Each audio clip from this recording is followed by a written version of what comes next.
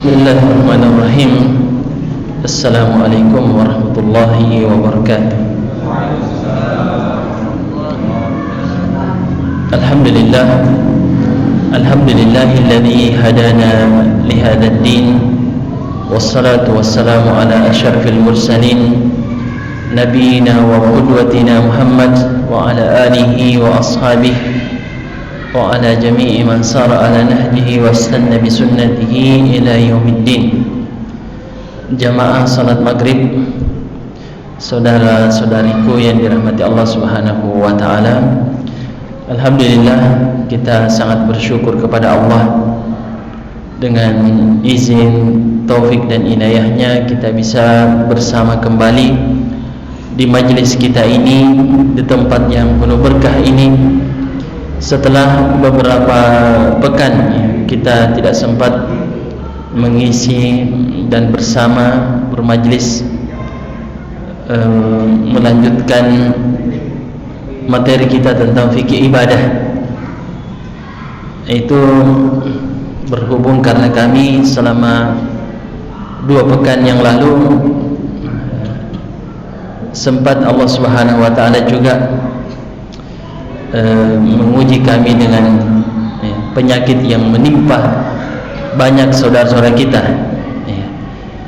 dan 2 pekan itu kami banyak mengambil faedah, terutama dari nasihat yang disampaikan oleh salah seorang tamu dari Saudi Arabia yang kebetulan kami bermajlis duduk bersama antara maghrib dan isya.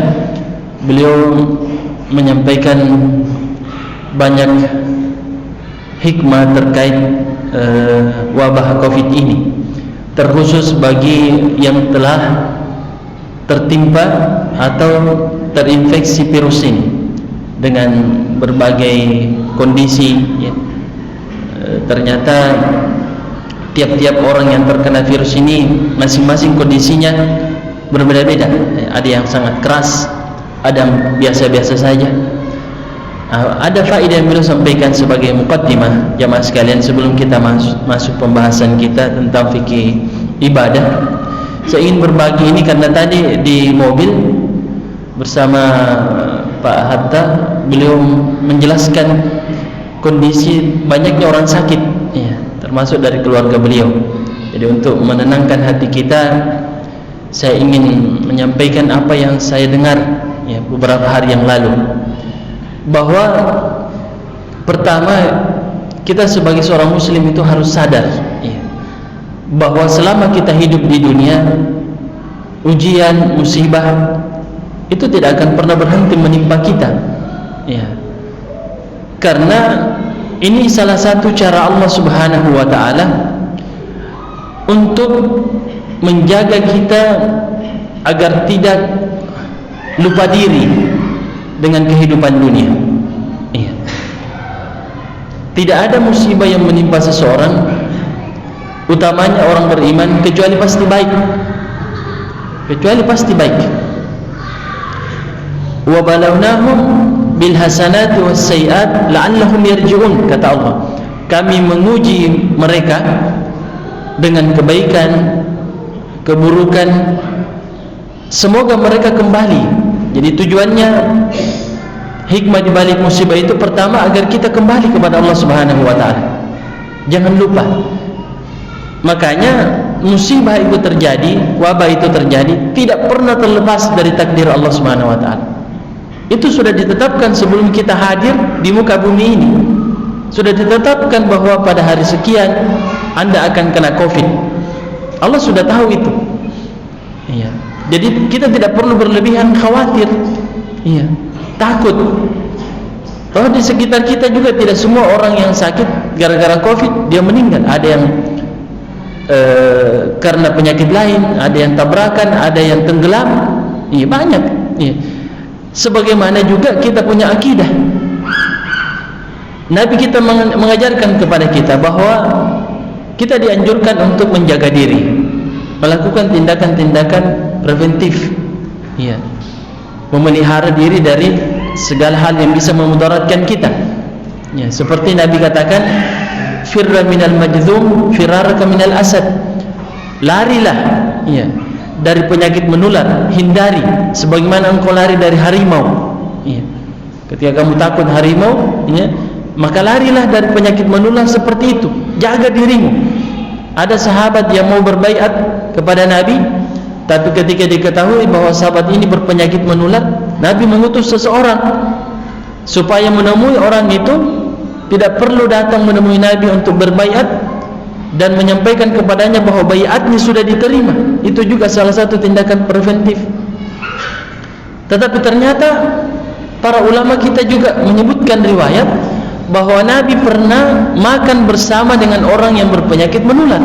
Satu piring, satu nampan. Bagaimana itu? Nabi ingin mengajari kita, jamaah sekalian, bahwa sekalipun sebuah penyakit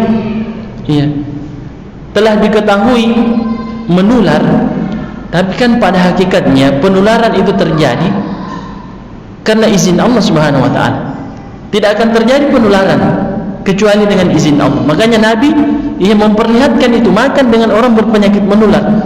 Bukan berarti kita cari-cari masalah, cari-cari penyakit, tapi Nabi ingin ajari kita bahwa tidak ada yang terjadi kecuali itu sudah ditetapkan oleh Allah. Makanya ada orang yang begitu luar biasa menjaga dirinya, tetap juga kena virus. Ada yang biasa-biasa saja tidak kena. Iya. Tetangga kami, ya, salah seorang ustaz sakit.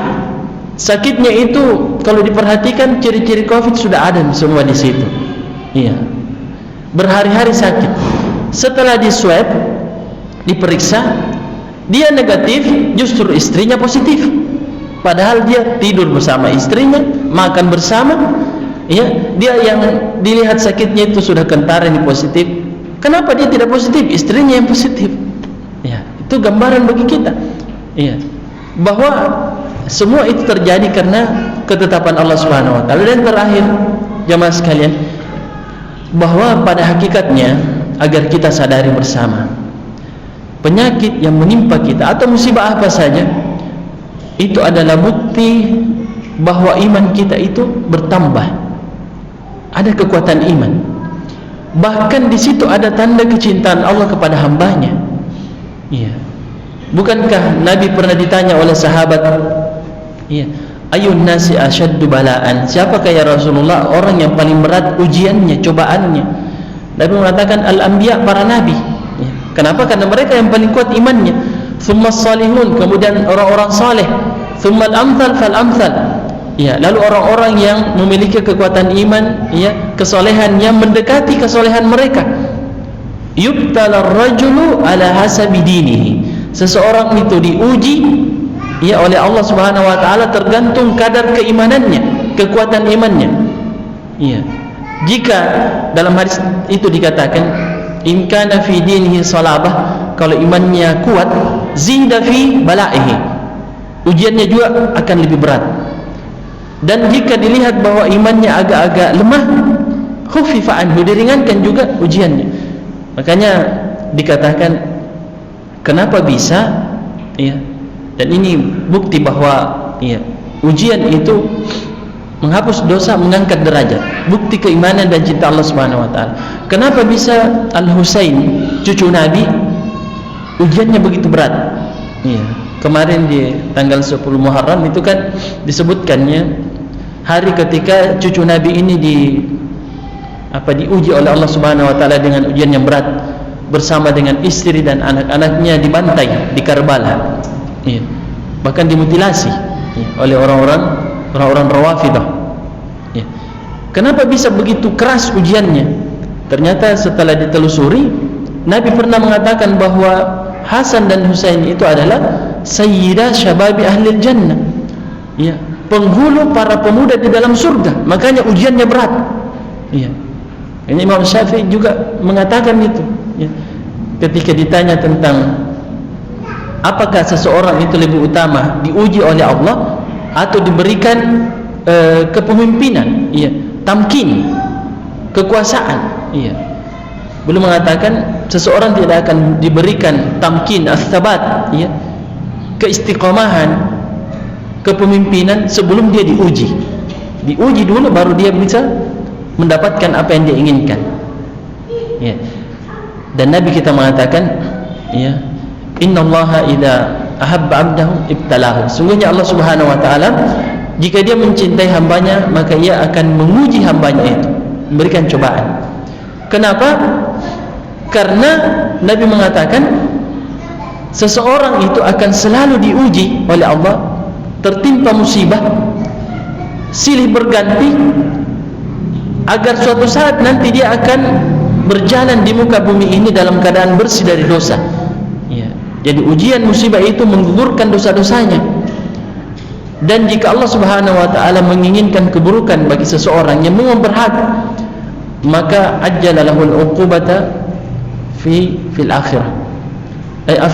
Akhara lahul uqubah atau kama qala an-nabi.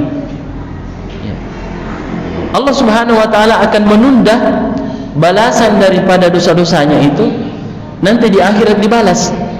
Jadi kalau kita ditanya yang mana yang lebih kita pilih, kita diuji oleh Allah di dunia, digugurkan dosa-dosa kita supaya suatu saat kita menghadap kepada Allah dalam keadaan bersih dari dosa, ataukah ditangguhkan balasan dosa-dosa kita nanti di akhirat.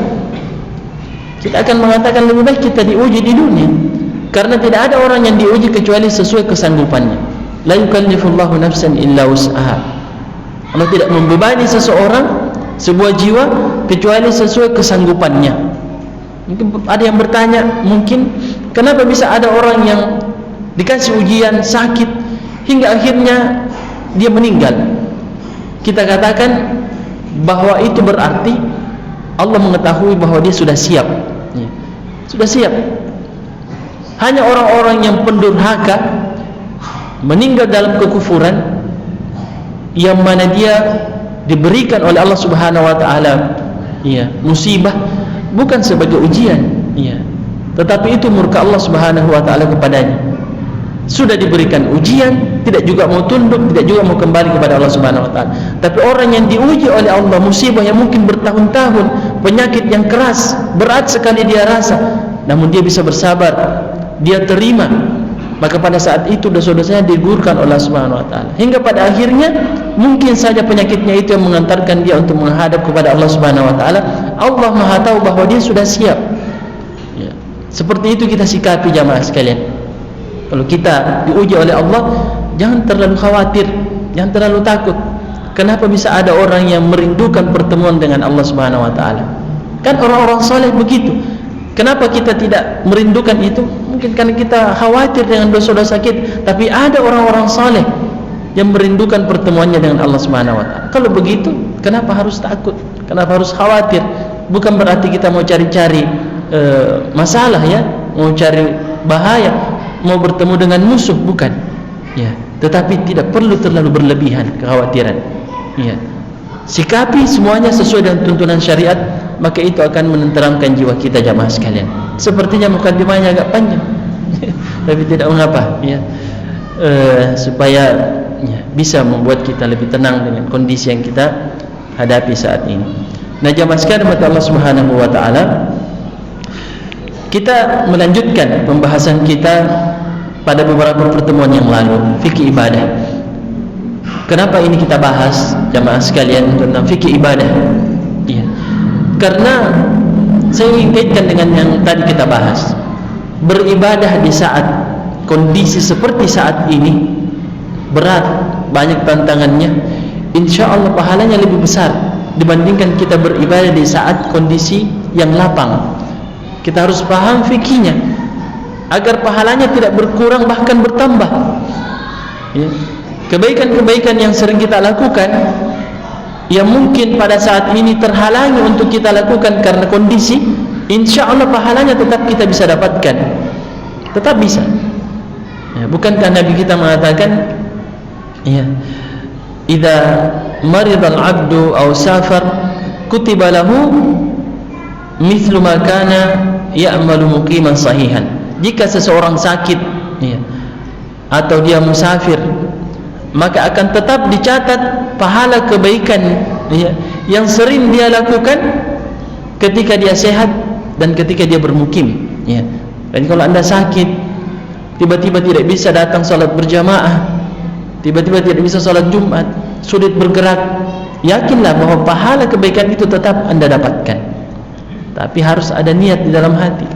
Jangan sampai memang berharap supaya tidak bisa ke masjid.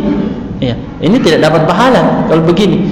Jadi sakitnya sebenarnya ringan-ringan, bisa ke masjid, tapi itu dijadikan alasan untuk tinggal di rumahnya. Ini beda dengan orang yang memang betul-betul tidak bisa melangkah ke masjid. Iya. Nah, ini juga harus kita perhatikan jemaah sekalian. Baik. Ada satu persoalan yang saya ingin awali dengannya pembahasan kita pada malam hari ini. Saya kumpulkan beberapa persoalan yang saya anggap penting. Ya. Kita di masyarakat kita, persoalan menjaharkan niat itu sudah masyhur ya. Setiap kita mau salat, kita menjaharkan niat kita. Seperti salat maghrib tadi. Ya. Usalli fardal maghribi 3 rakaat ma'muman lillahi ta'ala kalau kita makmum ya. Atau kalau kita jadi imaman lillahi ta'ala. Sebagian orang menganggap bahwa kalau kita tidak melafazkan niat, tidak sah salat kita ya. Ini ternyata kebanyakan pendapat ini dinisbatkan kepada mazhab Asy-Syafi'i ya. Dan ada rincian yang lain juga dinisbatkan kepada sebagian ulama dengan kondisi tertentu ya. Namun kalau kita telusuri pendapat ulama mazhab Asy-Syafi'i, ada perbedaan pendapat di kalangan mereka. Justru kita dapati pendapat Imam An-Nawawi, yang mana beliau ini adalah ulama besar mazhab Imam Asy-Syafi'i, rujukan pada mazhab ini. Beliau mengatakan ya, saya nukilkan di sini perkataan beliau ya, bahwa beliau mengatakan ya, fa in nawa bi qalbihi wa lam yatalaffaz bi lisanihi ajza'ahu 'ala al-madhhab ya. Apabila seseorang berniat di dalam hatinya ya, maksudnya dalam melakukan suatu ibadah, kemudian dia tidak melafazkan niatnya, maka itu cukup membuat ibadahnya menjadi sah ibadahnya, tidak batal. Nah, logikanya begini, beliau sebutkan ya. Kira-kira menurut kita jamaah sekalian, kalau ada orang katakanlah salat maghrib tadi iya, bersama kita, lalu dia melafazkan niatnya di dalam hati, dia berniat salat maghrib bersama kita sebagai makmum, tapi dia mengatakan usalli fardal isya 4 rakaat iya, makmuman lillahi ta'ala. Kalau diterjemahkan, aku berniat salat isya 4 rakaat iya, sebagai makmum. Orang kan banyak tidak paham apa yang diucapkan iya. Kira-kira sah tidak salatnya? Kita semua akan mengatakan sah salatnya, karena dia niatkan salat maghrib, sekalipun lain yang dia ucapkan pasti sah. Kalau begitu apa gunanya dilafazkan? Kan logikanya begitu. Iya. Ada orang yang salat maghrib iya, bersama kita tadi iya, dia mengatakan usalli fardal maghrib iya, 3 rakaat, betul dia niat, dia lafazkan niat salat maghrib, tapi dalam hatinya salat isya. Jadi ketika imam memberi salam pada rakaat ketiga, bingung, aku kira tadi salat isya, kenapa 3 rakaat? Nah, ini bagaimana ini? Lain niatnya, sekalipun lafaznya benar. Nah, ini kan jadi pertanyaan bagi kita, karena Nabi mengatakan innamal a'malu binniyat, sesungguhnya amalan itu tergantung niatnya. Kalau lain yang kita niatkan, ya lain juga pahalanya, bisa-bisa batal juga ya. Orang bersedekah ya, berbeda kalau dia memberikan sedekah dengan niat sedekah biasa yang sunnah ya, dan ketika dia memberikan sesuatu dengan niat zakat harta, itu kan beda, ada yang wajib, ada yang sunnah. Nah, sama juga salat. Jadi ini pelajarannya, bahwa ternyata dalam mazhab Asy-Syafi'i itu disebutkan bahwa yang dinilai itu adalah yang ada di dalam hati, bukan yang dilafazkan jamaah sekalian. Jadi jangan dipersoalkan ini masalah melafazkan niat. Kemudian berikutnya adalah persoalan takbiratul ihram. Iya. Ada juga orang jamaah sekalian, dan ini biasanya orang masbuk, iya. Ketika masuk ke masjid, dia angkat tangannya, lalu dia lipat, tapi dia tidak keluarkan suara takbiratul ihram. Dia tidak mengatakan Allahu Akbar, masuk begini saja. Itu sah tidak? Tidak sah salatnya. Karena dia melakukan yang sunnah, meninggalkan yang rukun. Jadi takbiratul ihram itu adalah ucapan Allahu Akbar ketika kita mengawali salat. Itu namanya takbiratul ihram. Mengangkat tangan itu sunnah. Jadi kalau ada orang yang bergabung misalnya dalam salat berjamaah, dia langsung mengatakan Allahu Akbar, lalu dia lipat tangannya, dia tidak angkat, sah salatnya. Karena ulama kita mengatakan mengangkat tangan seperti ini sunnah. Iya, penyempurna salat wajib, tapi tidak wajib, tidak membatalkan salat. Justru kalau Anda mengangkat tangan, melipat tapi tidak mengucapkan sesuatu, ulangi salat Anda. Nabi yang mengatakan, ya, kunci pembuka salat itu adalah takbiratul ihram. Anda belum buka kuncinya. Iya. Ini pelajaran penting. Yang kedua, jika ada orang yang masbuk, yang dia paham, ya, bahwa kalau kita mendapati imam dalam keadaan rukuk, ya, selama kita sempat misalnya mendapatinya takbiratul ihram, lalu kita rukuk, kita dapatkan rakaat itu, ya, berdasarkan hadis Nabi sallallahu alaihi wasallam, man adraka rukuk faqad adraka rakaat. Barang siapa yang mendapati rukuk, dia mendapatkan rakaat. Tapi apakah betul jamaah sekalian? Ini pertanyaannya supaya kita paham. Kalau ada orang yang misalnya bergabung pada salat berjamaah, ketika dia lihat imam sudah rukuk, dia segera bertakbir, tetapi dia bertakbir bukan lagi pada saat berdiri, karena takut, iya, imamnya bangun rukuk, dia bertakbir ketika dia sudah merunduk, iya, sudah hampir pada posisi rukuk. Berarti dia tidak takbiratul ihram pada posisi berdiri, dia takbiratul ihram pada posisi sudah hampir rukuk. Ini juga tidak benar, karena dia melafazkan bacaan bukan pada tempatnya. Sama kalau ada orang baca Al-Fatihah ketika dia ruku, sah atau tidak? Tidak sah, karena bukan pada posisinya. Iya, sah tidak kalau orang mengatakan Sami Allahu liman hamidah padahal dia sujud. Jadi orang yang takbiratul ihram bukan pada posisi berdiri, itu tidak tepat, tidak benar. Posisi takbiratul ihram itu ketika kita berdiri. Ya, makanya setiap bacaan itu ada tempatnya, ada posisinya. Nah, kami pernah suatu ketika di Arab Saudi, ya, ada orang salat di samping kami, salat sunnah. Kami lihat kenapa begitu cepat selesai Al-Fatihahnya. Ya, baru beberapa detik berdiri langsung rukuk. Ternyata ketika kami dengar-dengar, perhatikan, orang ini sambil bergerak, ya, peralihan gerakan, dia sudah baca semua bacaan. Jadi ketika dia bangun, ya, dari sujudnya, mengucapkan Allahu Akbar, bangun dari sujud, sambil dia berdiri dia sudah baca Al-Fatihah. Ya, Bismillahirrahmanirrahim, Alhamdulillahirabbil alamin. Selesai waladhdallin, pas tegak berdiri. Jadi langsung ruku, Allahu Akbar. Kan saya lihat, pantasan cepat sekali dia baca Al-Fatihah ketika bangun ruku, bangun sujud. Ini juga tidak benar kata ulama kita, karena dia membaca bacaan bukan pada posisinya. Iya, jadi kita harus perhatikannya. Ya, ini namanya fikih. Ya, jadi takbiratul ihram itu ketika kita berdiri, bukan ketika kita berpindah gerakan. Nah, sekarang bagaimana hukum takbir peralihan ketika kita masbuk? Ya. Tadi kita kasih gambarannya, orang yang masuk masjid lalu mendapati imam mulai bertakbir untuk pindah dari posisi berdiri ke posisi rukuk.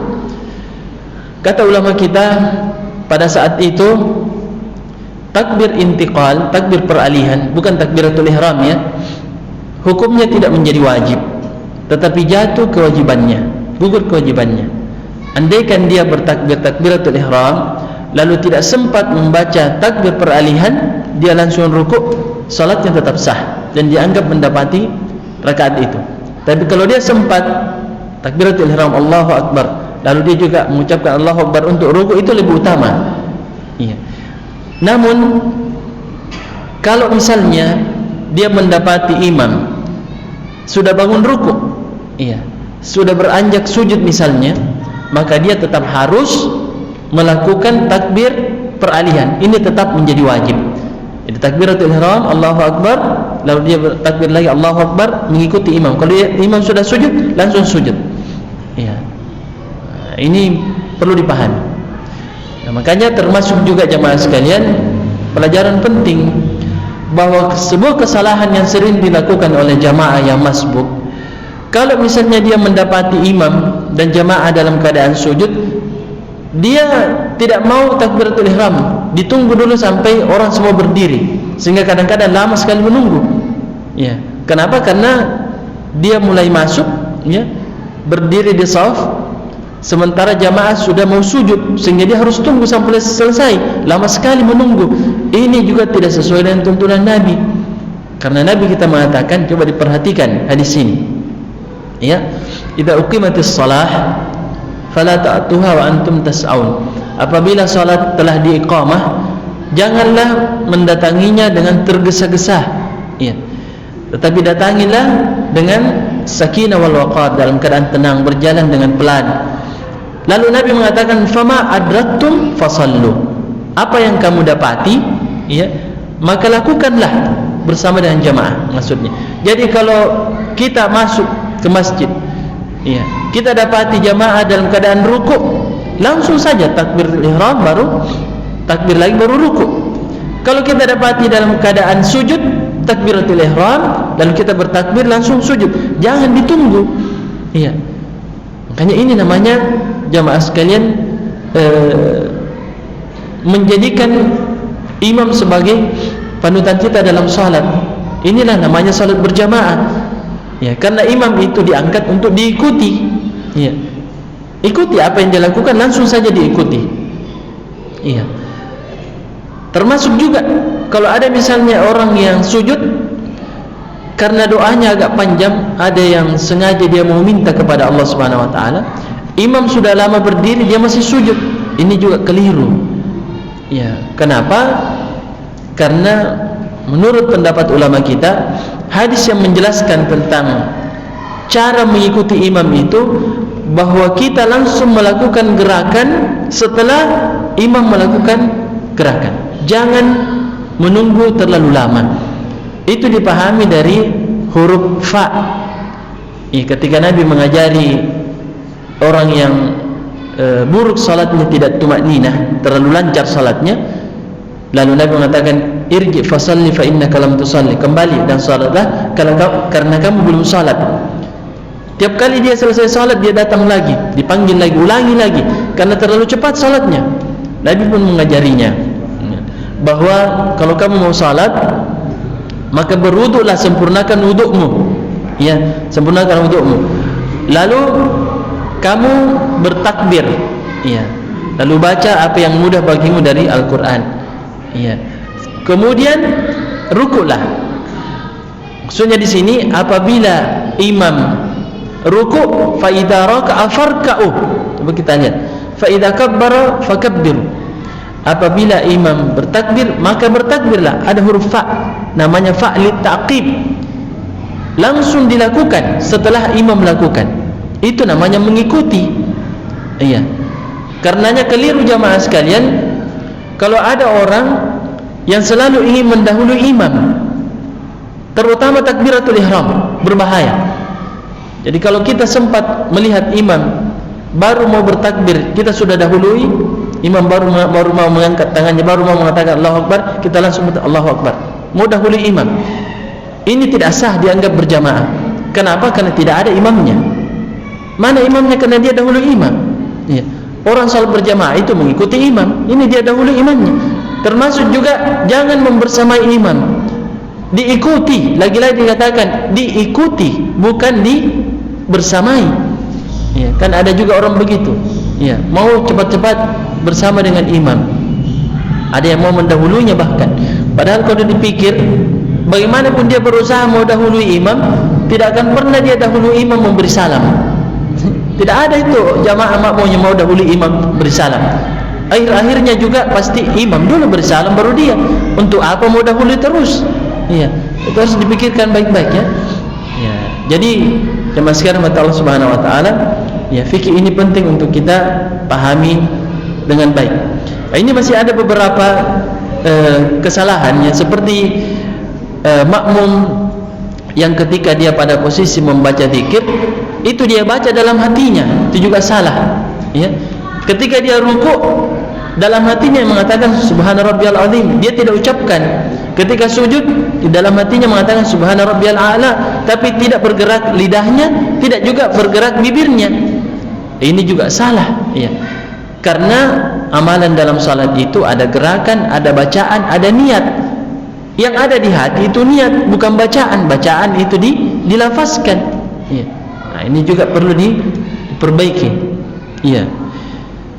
Kemudian juga jemaah sekalian, termasuk membaca Al-Fatihah ketika makmum. Mungkin kalau kita menjadi imam, ya, jarang ada imam yang tidak baca Al-Fatihah, ya. Kecuali mungkin pada salat-salat sirriyah, ya, salat zuhur asar bisa jadi. Kalau imamnya lagi banyak pikiran di luar, bisa jadi dia lupa baca Al-Fatihah. Nah, ini berbahaya karena dia yang bertanggung jawab, ya. Makmum mungkin sudah menjadi kebiasaan kalau salat-salat yang dikecilkan suara zuhur asar, mungkin banyak memang yang tidak baca Al-Fatihah, iya. Diam saja, yang penting ikuti imam, apalagi pikiran di sebelah di pasar, ya. Iya, ini lupa kututup tadi pintu, lupa kututup, sudah tidak baca Al-Fatihah, ini bisa batal ini salatnya ini. Karena Nabi mengatakan la salata liman lam yaqra bi Fatihatil kitab. Apalagi seorang imam, jamaah sekalian. Ulama kita mengatakan imam itu bertanggung jawab atas beberapa kekurangan yang dilakukan oleh makmum. Iya. Makmum yang mungkin tidak sempurna melakukan sunnah-sunnah dalam salat, imamnya yang sempurnakan, bertanggung jawab. Makanya Nabi mengatakan wal imamu dhamin. Imam itu adalah penjamin. Dia menjamin beberapa kesalahan yang dilakukan oleh makmum, tapi tidak semua, ya. Termasuk kadang-kadang imam itu menjamin surah Al-Fatihahnya, bacaan Al-Fatihahnya makmum. Seperti tadi, kalau ada orang masbuk, dia mendapati imam rukuk, sah, dia dianggap mendapati rakaat itu, padahal dia tidak baca Al-Fatihah. Kenapa? Karena imamnya sudah baca Al-Fatihah. Itu dia. Ini salah satu contoh, ya, bahwa imam bertanggung jawab. Makanya imam hati-hati, jangan sembarang jadi imam kalau tidak bagus baca Fatihahnya. Iya. Nah, ini pelajaran penting, khususnya dalam saat berjamaah, jamaah sekalian. Berikutnya adalah tidak tertib dalam memilih bacaan. Ini dalam salat. Apa maksudnya? Ini mungkin sebagai penutup, mungkin ada tanya jawab sebentar. Kita dalam memilih bacaan salat juga itu harus diperhatikan. Iya. Ulama kita membagi dua. Iya. Kadang-kadang kesalahan orang dalam memilih bacaan, ya, istilahnya apa? Pengumpulnya setelah Al-Fatihah. Kalau kita membaca beberapa ayat dalam satu surah misalnya, maka tidak boleh kita membaca ayat-ayat pada akhir surah pada rakaat pertama, lalu pada rakaat kedua ayat-ayat sebelumnya. Ya, misalnya pada rakaat pertama yang dibaca adalah dalam surat An-Naba, innalil muttaqina mafaza. Itu pertengahan surah An-Naba sampai akhir. Pada rakaat kedua dia baca amma yatasaalun. Dia mulai dari awal. Ini salah, ya. Kenapa? Karena urutan ayat dalam satu surah itu sifatnya tauqifiyah. Ya, itu syariat yang tetapkan. Makanya jangan dibalik-balik. Ya, jangan ujungnya dulu dibaca baru pada rakaat kedua kembali ke awal sebelumnya. Yang kedua adalah dalam memilih surah. Ya. Kalau ini ada sedikit keringanan karena ada khilaf di kalangan ulama kita. Apakah susunan surah dalam Al-Quran itu tauqifiyah atau ijtihadiyah? Tauqifiyah itu artinya bahwa syariat yang susun. Bahwa yang pertama Al-Fatihah, Al-Baqarah, Ali Imran dan seterusnya. Iya. Pendapat yang kuat, Allah alam kata sebagian ulama kita, bahwa urutan surah itu sebagiannya tauqifiyah, sebagian juga ijtihadiyah. Sehingga yang afdal bahwa kita baca sesuai urutannya. Jadi kita misalnya ketika membaca pada rakaat pertama surah Al-A'la, maka pada rakaat kedua surah Al-Ghasyiyah. Ya, jangan dibalik, ya. Al-Ghasyiyah dulu baru Al-A'la. Jangan membaca surah Al-Ikhlas pada rakaat pertama, pada rakaat kedua surah Al-Alaq, surah Al-Falaq, ya. Itu terbalik juga. Sebaiknya sesuai dengan urutan. Ya, karena ini yang lebih aman, keluar dari khilaf, ya, lebih selamat. Nah, itu cara memilih bacaan. Nah, ini diperhatikan, ya, karena barangkali juga ada yang keliru. Rakaat pertama yang dibaca lillahi ma fis samawati wa fil ard, akhir surah Al-Baqarah. Pada rakaat kedua alif lam mim dzalikal kitabul la raiba fi. Nah, ini juga kekeliruan. Apalagi kalau surahnya agak panjang.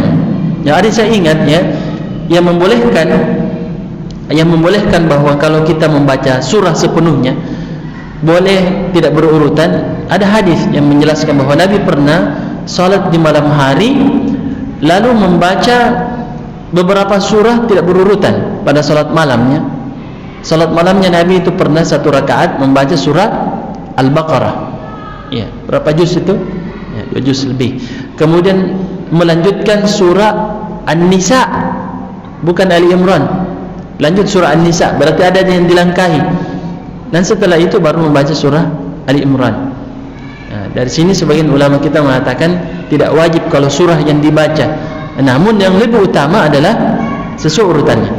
Nah, ini sebagai penutup jamaah sekalian. Nanti kedepannya bisa kita lanjutkan beberapa hal yang perlu diluruskan terkait persoalan salat ini. Kalau masih ada waktu mungkin kita persilahkan kalau ada yang mau ditanyakan.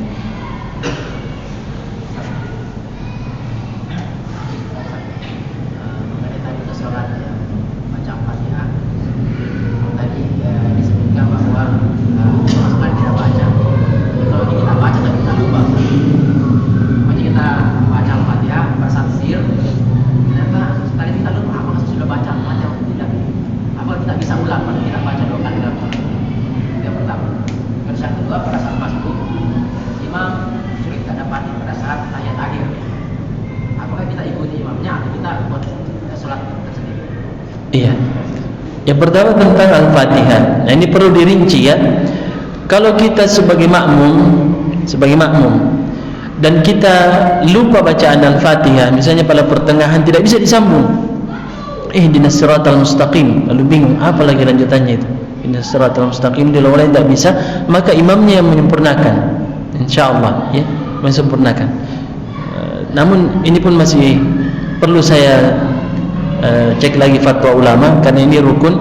Apakah harus dia ulangi rakaat itu ya, tidak dihitung rakaat itu, atau imam yang menyempurnakan itu, dengan alasan bahwa kalau dia mendapati rukuk, makmum mendapati rukuk, dianggap mendapatkan rakaat itu ya, sehingga ini tanggung jawab imam ya.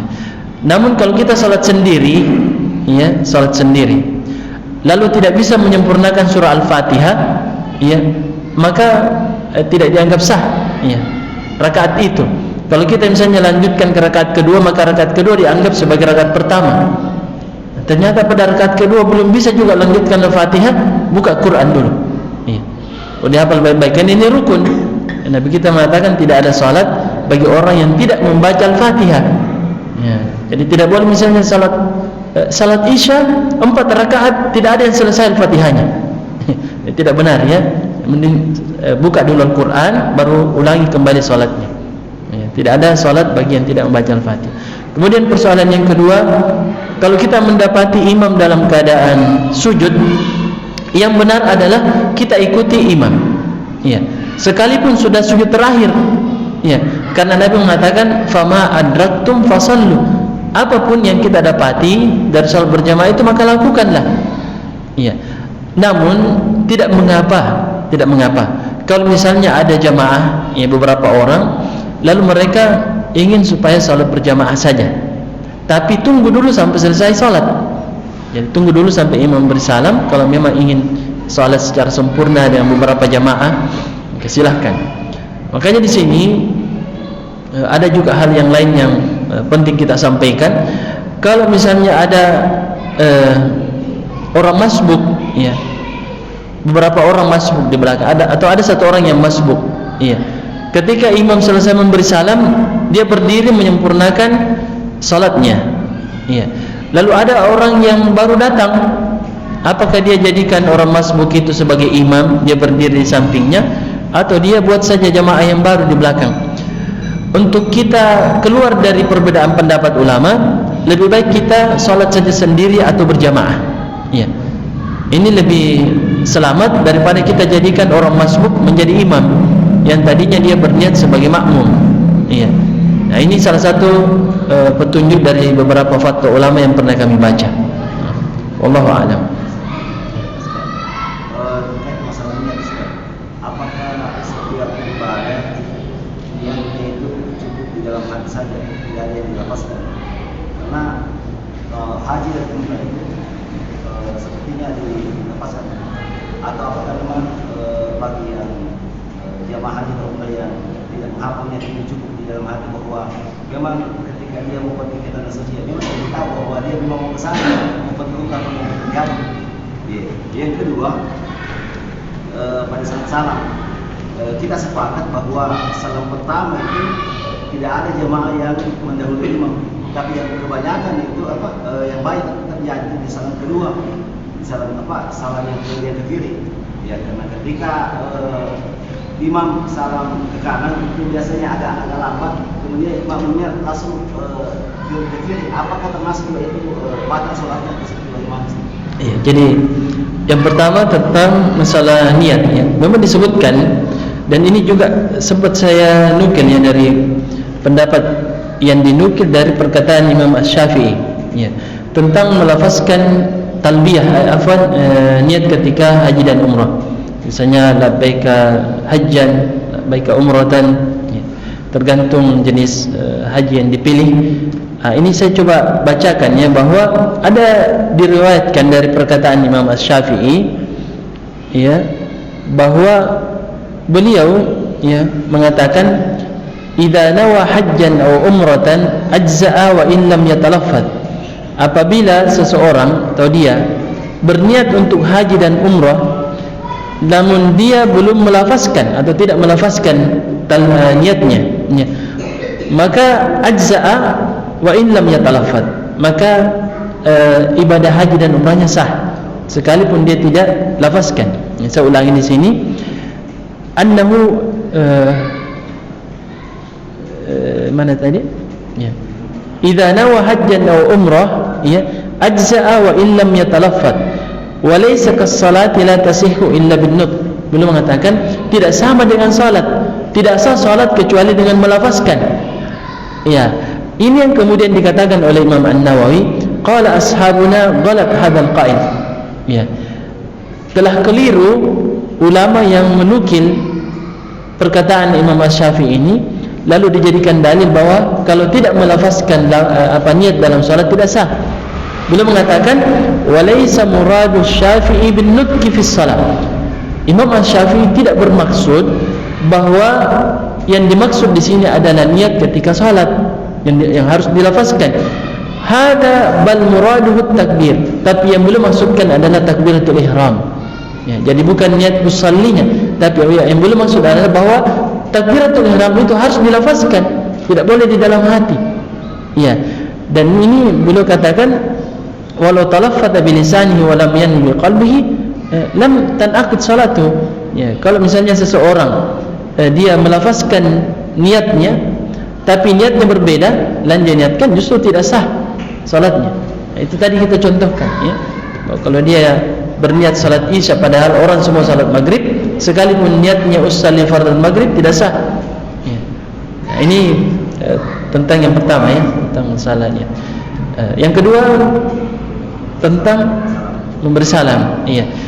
Tentu tidak benar ya kalau ada makmum yang selalu ingin mendahului imam. Tadi katakan banyak makmum yang memang tidak mendahului imam ketika salam pertama ke kanan, tapi karena imam yang terlalu lama baru salam ke kiri ya. Pertama kita katakan ini juga kesalahan bagi imam. Apa yang membuat dia menunggu terlalu lama ya, salam ke kanan langsung ke kiri ya, supaya menghindari makmum mendahului dia. Jadi imam dulu ya, perhatikan. Yang kedua, imam kenapa harus tergesa-gesa ya? Kalau belum mendengar imam salam ke kiri, maka jangan dulu memberi salam ya. Mau sekali nih dia menoleh ini tidak benar, tunggu saja dulu ya. Ini kan jadi pertanyaan, kenapa mau sekali?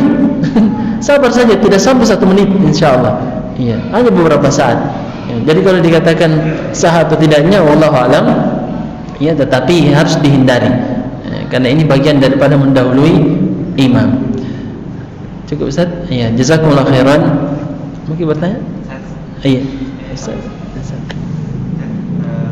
Hukumnya seorang imam yang takbirnya terlalu panjang. Contoh dari sujud sampai dia takbir Allah sampai dia berdiri, pas berdiri baru berhenti.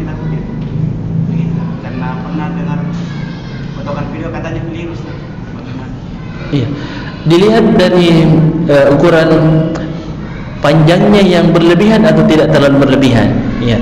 Jadi memang lafaz al-jalalah itu Allah, lamnya itu agak panjang. Iya. Allahu. Iya.